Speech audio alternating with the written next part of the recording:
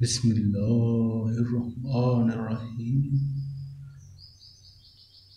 فرمان مصطفیٰ صلی اللہ علیہ وآلہ وسلم،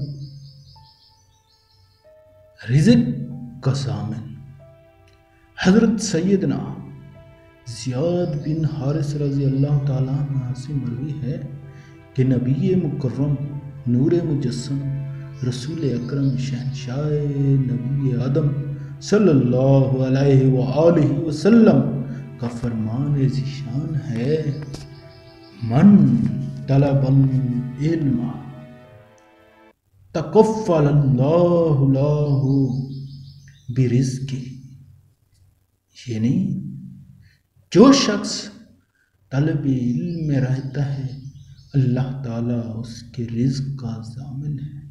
سبحان اللہ۔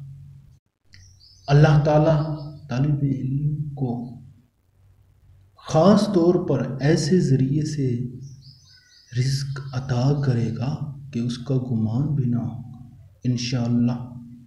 لہذا طالب علم کو چاہیے کہ اپنے رب ہی پر توکل کرے اور تھوڑے کھانے اور کم لباس پر قناعت کرے۔ امام مالک علیہ رحمت فرماتے ہیں، جو